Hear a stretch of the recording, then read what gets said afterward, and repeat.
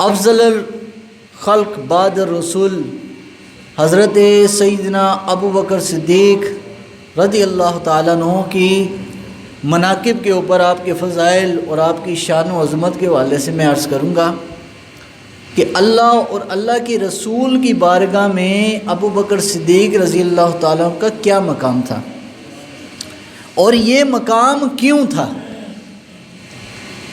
کیا تھا اور کیوں تھا. بس یہ دو باتیں آج میں اس حوالے سے چند باتیں کروں گا. دعا ہے اللہ تعالیٰ ہم سب کو اپنے دین کی صحیح سمجھ بوجھ نصیب فرمائے. معزز سامعین و حاضرین، میں نے جو آیت مبارکہ تلاوت کی ہے سورہ توبہ کی آیت نمبر 45 کا کچھ حصہ ہے.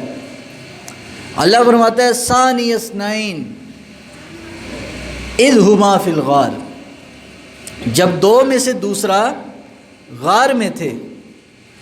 اذ ہما فی الغار اذ یقول لصاحبہ، اور اس نے اپنے صاحب سے کہا لا تحزن، پریشان نہ ہو، ان اللہ معنا، اللہ ہم دونوں کے ساتھ ہے. یہ آیت کا پس منظر کیا ہے؟ میرے آقا نامدار صلی اللہ علیہ وسلم کو اللہ نے حکم دیا ہجرت کا کہ مکہ چھوڑ کر مدینہ تشریف لے جائیں. ہمیں یار دین بڑا آسان ملا ہے، بڑا سوکھا دین مل گیا ہے. ہمیں دین حاصل کرنے کے لیے کوئی مشقت اٹھانا نہیں پڑی. مسجد میں آؤ تو چٹائیاں بچھی ہیں، وضو کرنا ہے تو گرم پانی ہے، گرمی ہو تو جناب ٹھنڈے پانی کے کولر ہیں پینے کے لیے، اور مسجد میں آؤ تو اے سی ہیں. ہر سہولت ہمیں میسر ہے، اور اس کے بعد ہم کہیں کہ جناب ہمیں دین پر چلنا بڑا مشکل ہے. تو میں کہتا ہوں وہ بندہ اپنے ساتھ ہی دھوکہ کر رہا ہے. دین پر جن لوگوں کو مشکلات آئیں ان کے ساتھ یہ حال ہوئے. ابو بکر صدیق رضی اللہ فرماتے ہیں میں 40,000 درہم تھے میرے پاس اس وقت جب اللہ کے نبی صلی اللہ علیہ وسلم کے ساتھ میں مکہ چھوڑ کر مدینہ جا رہا تھا. اور فرمایا میری ایک خواہش تھی، میری 3 خواہشیں تھیں جو اللہ تعالیٰ نے پوری کی. پہلی خواہش یہ کہ اللہ تعالیٰ مجھے جو مال دے وہ مال میں اللہ کے راستے میں نبی علیہ السلام کے ہاتھ سے دوں، حضور کے ذریعے سے اللہ کی بارگاہ میں مال دوں. اور ایسا ہی ہوا. فرمایا 40,000 درہم تھے جن میں سے جب مدینہ پہنچے تو صرف 5,000 رہ گئے. 35,000 درہم نبی علیہ السلام نے خرچ فرمائے. اور فرمایا دوسری خواہش یہ تھی کہ اللہ مجھے یہ توفیق دے کہ بیٹی میری ہو اور رسول پاک کے نکاح میں ہو.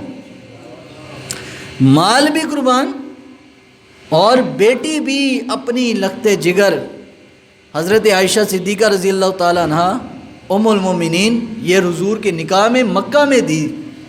اور فرمایا تیسری خواہش میری یہ تھی کہ آنکھیں میری ہوں اور چہرہ رسول اللہ کا ہو، کہ میں اپنی آنکھ سے اللہ کے نبی کو بس دیکھوں، حضور علیہ السلام کے رخ وضحا کو دیکھتا رہوں. اور فرمایا یہ خواہش اللہ نے پوری فرمائی کہ ہم جب حضور کی علیہ السلام کی معیت میں غار ثور میں پہنچے تو 3 دن اور 3 راتیں فرمایا حضور میری گود میں حضور کا سر اور آنکھوں سے میں حضور کے چہرے کو تکتا رہتا، اللہ کے نبی صلی اللہ علیہ وسلم کے چہرے کو. اور یہ ابو بکر صدیق رضی اللہ تعالیٰ کو یہ مقام ایسے حاصل نہیں ہوا.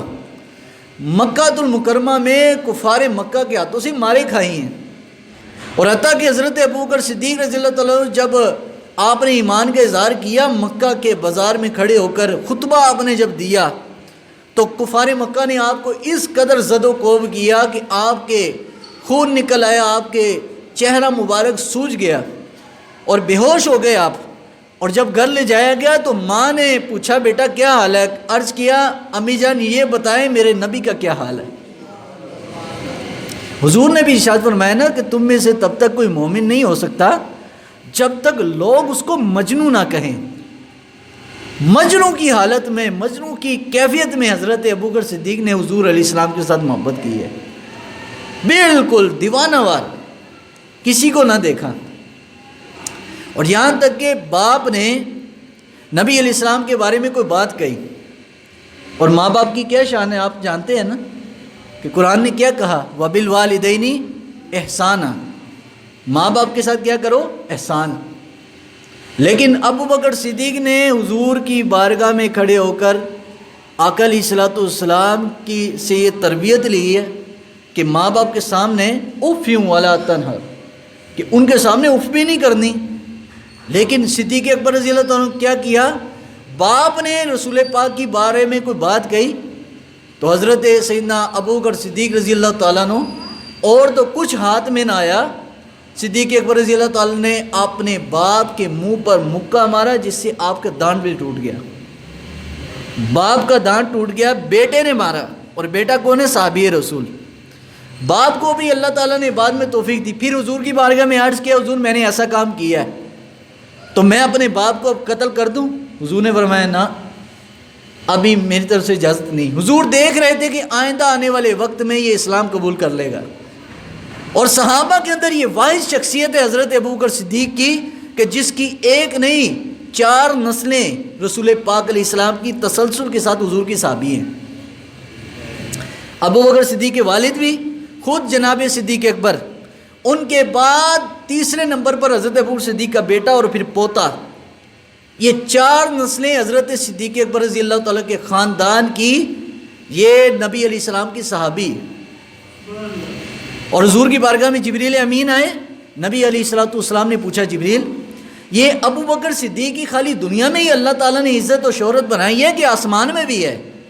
عرض کیا یا رسول اللہ صلی اللہ علیہ وسلم دنیا میں ابو بکر صدیق کو کوئی اتنا نہیں جانتا جتنا آسمانوں پہ جانتا ہے۔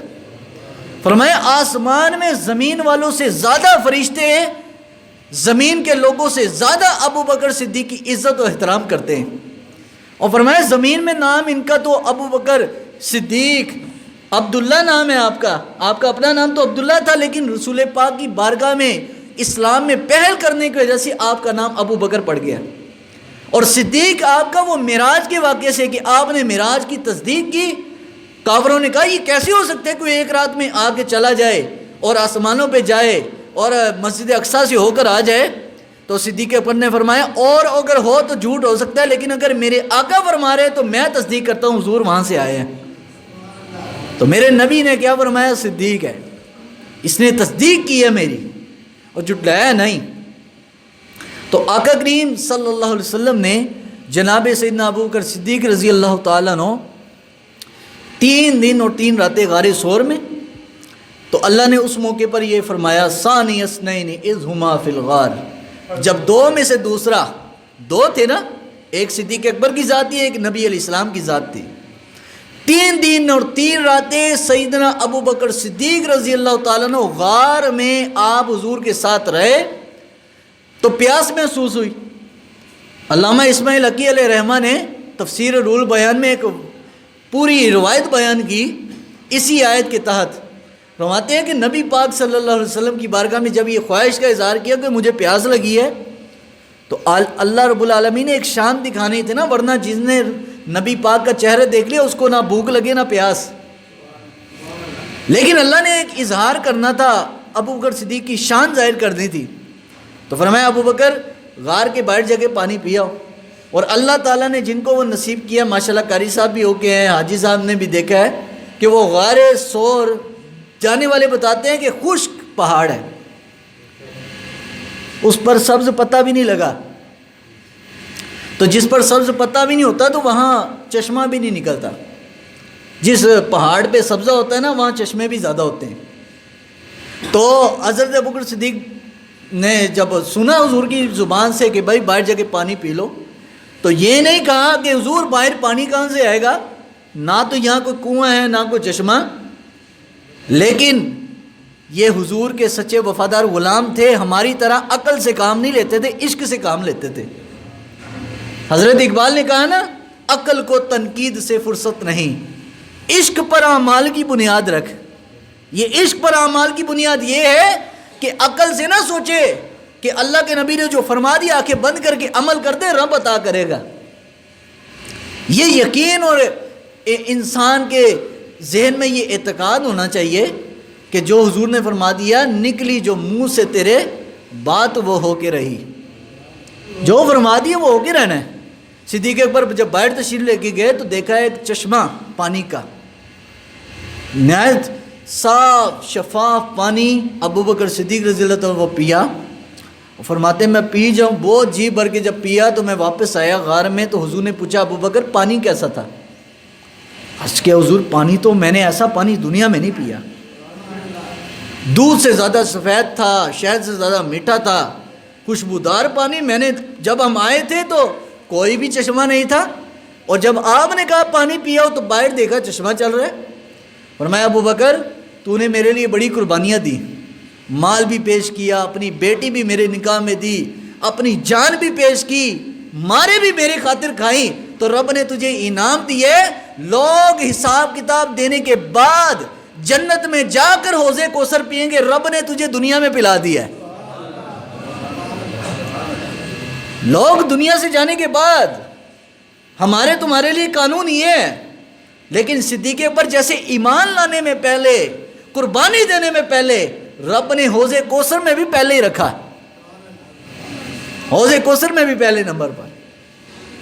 تو ایسا ہوا ایک دفعہ مدینہ منورہ میں حضرت عمر اور حضرت صدیق اکبر رضی اللہ تعالیٰ کی کسی بات میں، ظاہری بات ہے دنیا میں فطرتی عمل ہے، کسی بات پہ بھائی بھائی میں اختلاف ہو جاتا ہے، تو اختلاف ہوا، حضرت عمر ذرا جلالی تھے اور حضرت ابو بکر صدیق رضی اللہ تعالیٰ دل کے بہت نرم تھے، بہت نہایت نفیس،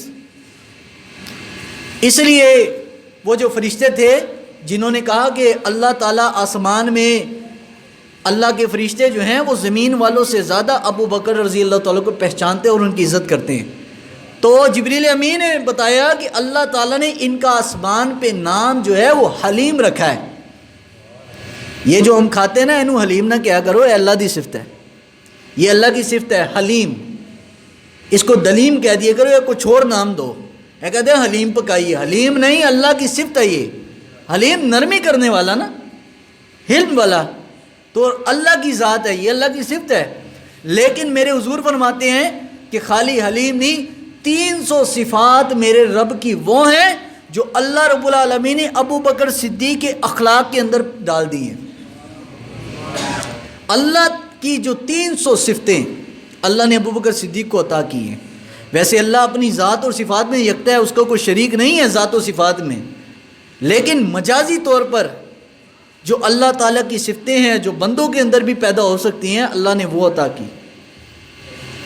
مجازی طور پر، حقیقی صفتیں اللہ ہی کی ہیں، لیکن مجازی صفتیں صدیق اکبر رضی اللہ تعالیٰ کو اللہ تعالیٰ نے 300 صفتیں عطا کی۔ اور حضور علیہ الصلوۃ والسلام نے ارشاد فرمایا، حضرت علی المرتضیٰ شیر خدا اس حدیث کے راوی ہیں، اب اس حدیث سے وہ لوگ سبق سیکھیں جو حضرت ابو بکر صدیق کی ذات میں طرح طرح کے عیب نکالتے ہیں، باغ فدق کا جو ہے حضرت ابو بکر صدیق رضی اللہ تعالیٰ پہ اعتراض کرتے ہیں، لیکن انشاءاللہ باغ فدق کا تفصیلی جو سارا تحقیق ہے وہ انشاءاللہ اگلے جمعے کو آپ کی خلافت کے بیان پہ انشاءاللہ میں کروں گا، آج تو صرف مناقب کی باتیں ہیں۔ تو حضرت ابو بکر صدیق رضی اللہ، حضرت علی المرتضیٰ یہ حدیث بیان کرتے ہیں، امام حاکم نے یہ بیان کی حدیث، تقریباً 76 کے قریب احادیث تسلسل کے ساتھ حضرت ابو بکر صدیق کے بارے میں امام حاکم نے صحیح حدیثیں بیان کی، اور اس میں ایک حدیث حضور نے فرمایا کہ اگر کسی شخص نے ایسے بندے کو دیکھنا ہو کہ جو جہنم سے آزاد ہے اور جنتی ہے، تو حضور نے فرمایا، حضرت علی فرماتے ہیں کہ سرکار نے فرمایا کہ اس کو چاہیے وہ ابو بکر کا چہرہ دیکھ لے، کسی نے اگر جنتی کو دیکھنا ہے۔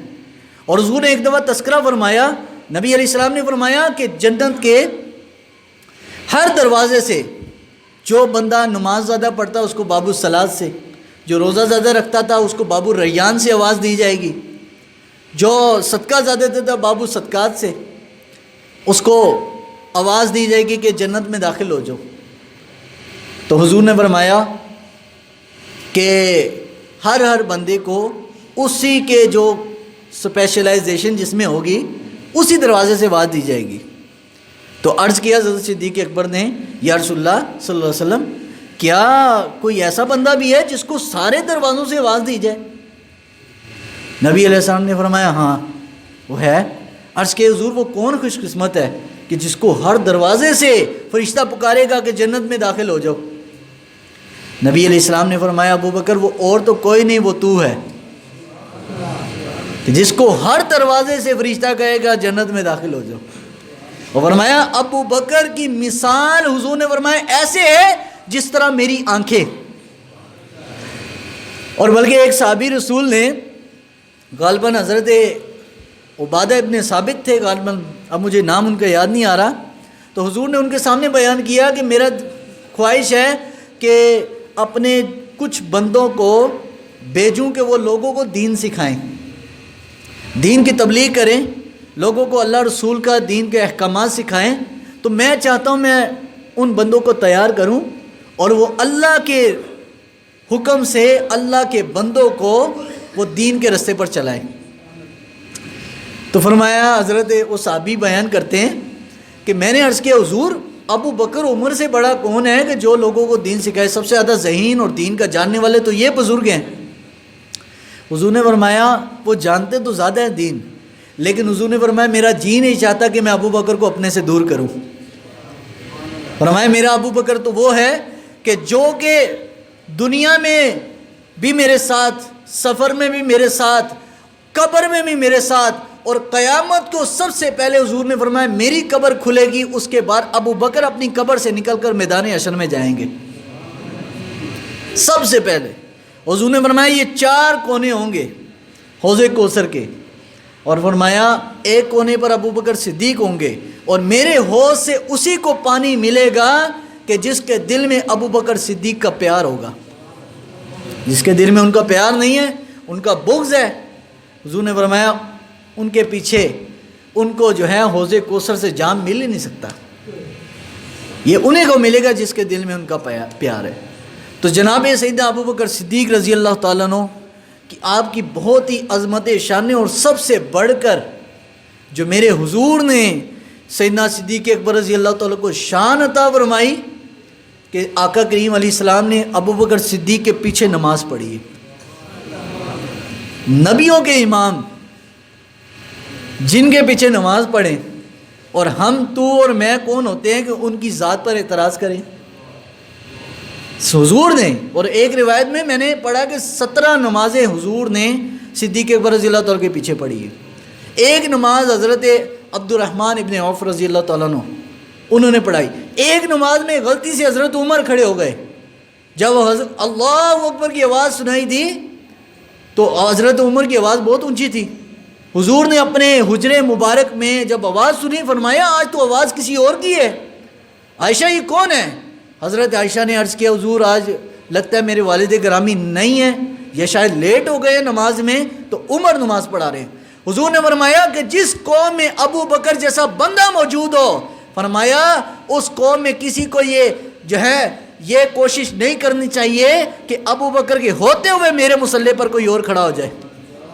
فرمایا میرے ہوتے ہوئے یہ حق صرف ابو بکر کو ہے کہ صرف وہی نماز پڑھائیں، اس کے علاوہ کوئی نہیں پڑھا سکتا. تو سیدنا ابو بکر صدیق رضی اللہ تعالیٰ کی شان و عظمت اور آپ کی خلافت، اور جو آپ نے ریاست مدینہ اصل میں بنائی کمال کی، اس کو بولتے ہیں ریاست مدینہ. لیکن چونکہ اب وقت بھی تقریباً کتنا رہ گیا بابا جی؟ 4، وقت بھی تھوڑا ہے، تو انشاءاللہ آپ کی خلافت اور ریاست مدینہ کا اصل میں تصور کیا ہے، اور آج ہمیں کیا سبق پڑھایا جا رہا ہے ریاست مدینہ کے چکر میں، کہ شرک کے جو اڈے ہیں اس کے افتتاح ریاست مدینہ کے سربراہ نہیں کرتے، ان کی حفاظت ضرور کرتے ہیں، اقلیت کا حق ہے اسلام میں، لیکن ریاست مدینہ میں یہ نہیں ہے کہ شرک کے اڈے جو ہیں تم ان کے افتتاح کرو. مدینہ میں جاؤ تو ٹوپی سر پہ نہ ہو، اور جب شرک کے اڈے پر جاؤ تو ان کا جو قومی رومال ہے، مذہبی رومال ہے، وہ سر پہ باندھ لو. یہ کون سی بھائی ریاست مدینہ ہے؟ اصل میں ہمیں آج دونوں رخ نہیں دکھائے جاتے، ہمیں صرف یہ بتایا جاتا ہے ریاست مدینہ میں صرف اقلیت کا حقوق ہے، مسلمان کا حق کوئی نہیں. کیا ریاست مدینہ میں کشمیریوں کا کوئی حق نہیں؟ کیا ریاست مدینہ میں کبھی یہ تھا کہ 5 فروری ایک دن مقرر کر لیا ہو یمامہ والوں کے لیے؟ ابو بکر صدیق نے چلو بھائی یہ دن مقرر ہے، اس دن سارے چھٹی کرو تو سارے احتجاج کرو کہ یمامہ میں جو جھوٹا نبی آیا وہ جناب اپنے دعوے سے پیچھے ہٹ جائے. ایسے نہیں تھا. یمامہ میں پھر کیا ہوا تو انشاءاللہ وہ اگلے جمعے کو میں تفصیلاً بتاؤں گا کہ صدیق اکبر رضی اللہ تعالیٰ نے ریاست مدینہ کیسی بنائی، تو کوشش کریے کہ اگلے جمعے کو آپ وقت پہ تشریف لے آئیں۔ اگر وقت پہ تشریف لائیں گے تو کافی باتیں آپ کو سمجھنے کو ملیں گی۔ اور ہم نے نہ کسی ذات پر اعتراض ہے، ہمیں تو یہ ہے کہ اللہ رسول کیا فرما رہے ہیں، بس ہم نے نہ کسی کی طرفداری کرنی ہے، نہ کسی کی ہم نے کمپین چلانی ہے۔ ہم نے اگر کمپین چلانی ہے تو وہ محمد عربی کے دین کی چلانی ہے، بس حضور کے دین کی، ہم نے بات ہی ان کی کرنی ہے۔ تو جب کلمہ ہم نے ان کا پڑھا تو ہمیں بات بھی ان کی کرنی چاہیے، انہی کی بات ماننی چاہیے، کیونکہ کلمہ ہم نے ان کا پڑھا ہے۔ تو حضرت سیدنا ابوبکر صدیق رضی اللہ تعالیٰ عنہ، آپ کی عظمت و شان ایک یہ بھی ہے کہ آپ نے حضرت بلال حبشی جیسے عاشق رسول کو خرید کر آزاد کیا، اور بلکہ باپ نے، آپ کا جو والد تھے ابو قحافہ، بعد میں مسلمان ہو گئے، انہوں نے پوچھا کہ اے ابو بکر، میں نے سنا ہے تم نے بلال کو خرید کے آزاد کیا ہے؟ کہا بالکل۔ تو حضرت ابوبکر صدیق رضی اللہ تعالیٰ عنہ کو ان کے والد نے کہا، یار کوئی تکڑا غلام خریدتا اور اس سے کام لیتا، وہ تجھے کما کے دیتا، کو تیری اچھی تجارت ہوتی، یہ کیا تو نے خریدا بھی تو بلال جیسا کالا غلام اور کمزور غلام جو تجھے کما کے بھی نہیں دے سکتا، اور اس کو تو نے آزاد بھی کر دیا۔